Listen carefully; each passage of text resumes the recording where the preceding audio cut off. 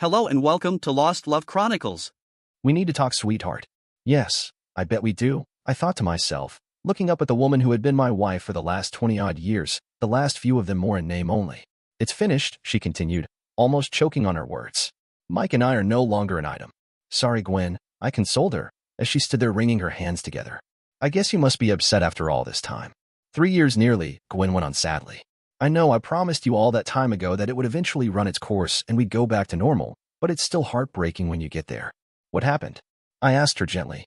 I've seen you getting more and more unhappy over the last several months, so I guess it wasn't sudden.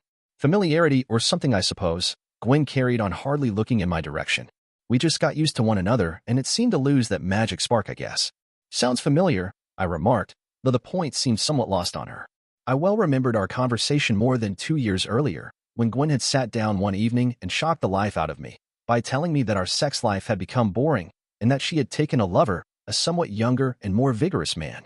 How she had gone on to explain to me, her adoring husband, that she still had feelings for me, but fully intended to keep on seeing him, and that I would just have to accept it or lose her, the 2 kids, my home, and probably my job, working for her father as I did at the time. She even threatened me with domestic abuse charges to top it up. I told you at the time that it wouldn't last forever, Tom, Gwen reminded me. Thanks for being so patient with me, sweetheart. It would have been so difficult if you hadn't been so understanding. I simply shrugged my shoulders, not having a lot to say at that moment, and she carried on, informing me of her plans for our future. What she had decided. We can get back to normal now, Tom. You can move back into our bedroom whenever you want. Maybe straight away. Tonight might be best, as I'm feeling pretty cut up about Mike packing me up like that. He really wasn't very nice about it at all at the end. Why was that then? I questioned her. What did he say? Told me I was getting past it, she sobbed. That I put on too much weight, and that he didn't like being seen out with me anymore, the thoughtless bastard. He said I was too old, and he wanted some fresh meat in his life. That wasn't a nice thing to say, I commiserated, carefully avoiding having to disagree with his verdict. But I don't think I could bring myself to sleep in that bed again. Not after the number of times, Mike, and you have used it. But Tom, sweetheart, she leapt in. You know I never had him back here when you were at home. You mean like all the days when I was at work, and all those nights I was away on business over in France? We'll get rid of that old bed, my wife declared, my attempt at sarcasm too subtle for her. We'll get a new one tomorrow. A new bed might be nice, I answered in little more than a whisper, and we both sat there for a few moments in an awkward silence. I'll make it up to you, Tom, Gwen eventually burst out enthusiastically. I know we haven't slept together for over 2 years, but I've been thinking about it a lot, and it can easily be like it used to be. You'll see, Tom. You think it could be Gwen? I asked quietly. Exactly like it used to be. Do you really think it could be? Yes, of course it can be, will be, sweetheart. Gwen went on, gaining steam. You'll see. We can just carry on from where we left off. It's quite exciting if you think about it. We can just wipe out the last 2 years and be back again. You mean before you humiliated me in front of all our family and friends? I asked her. Before I stopped going down the village pub to see my pals, because you went in there with Mike so often? Sorry about that, sweetheart. Perhaps that was a bit thoughtless, but they all knew what was going on anyway. Everyone knew that Mike and I were lovers. Maybe if you hadn't told them so often how much better in bed he was than me, Gwen, I ventured, remembering the nightmare of her words being relayed to me by Gwen and Mike's friends as they stood around me sniggering. Well, not better, Tom, she whined. Just different, new, more exciting than our sex life had become after all those years together.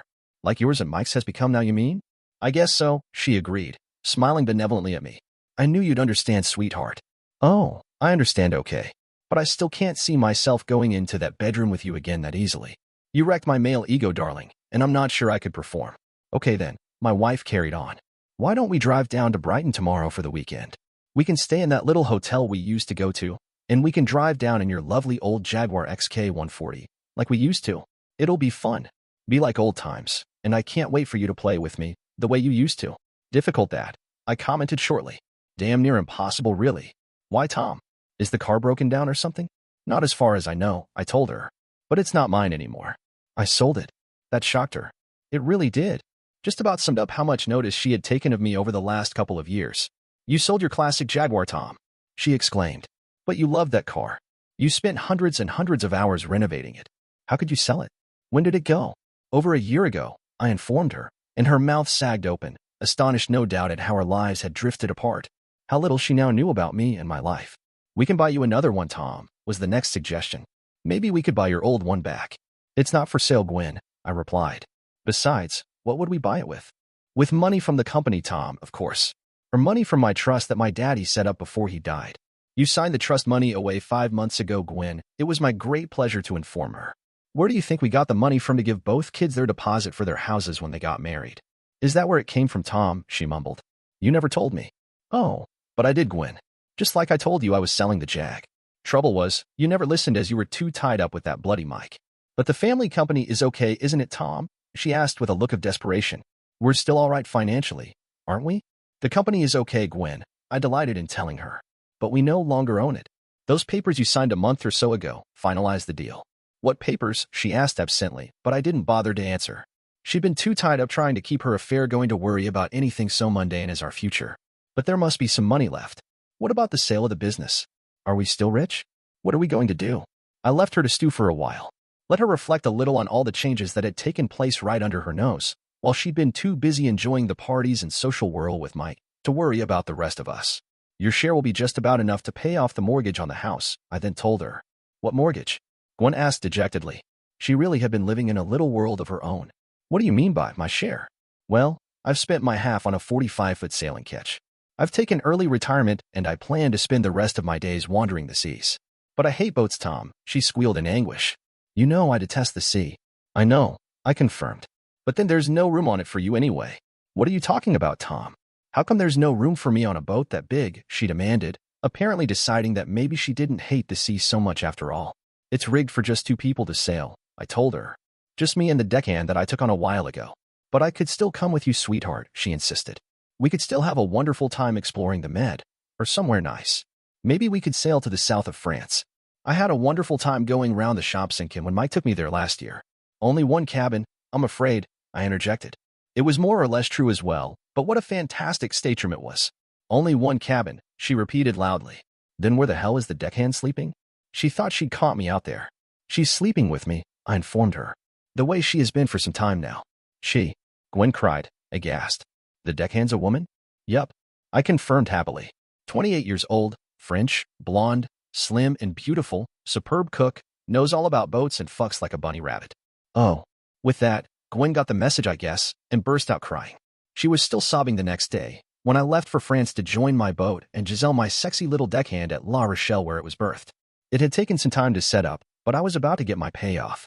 I hadn't told Gwen about the lovely 6-bedroom villa I'd bought nearby, with the money I had squirreled away over the last few years, before selling the company, and looked forward to leaping in the pool and being playful with Susie, who for some totally obscure reason simply refused to entertain wearing the top half of her bikini, no matter where we were. To be honest, I was also looking forward to opening the garage doors there as well. My lovely old Jag XK140 had sat there on its own for far too long, and would soon be whisking Giselle and I off to a wonderful French restaurant that I got to know well, just down the coast. As for Mike, he was got mugged outside his favorite bar. He was beaten up and robbed, 5 broken ribs, busted kneecaps, and worst of all, he lost his purse and one of his balls. He will not be walking straight for as long as I am alive. Happy days, I guess. Dear listener, if you have reached this far, please click on the subscribe button. It will be a great help.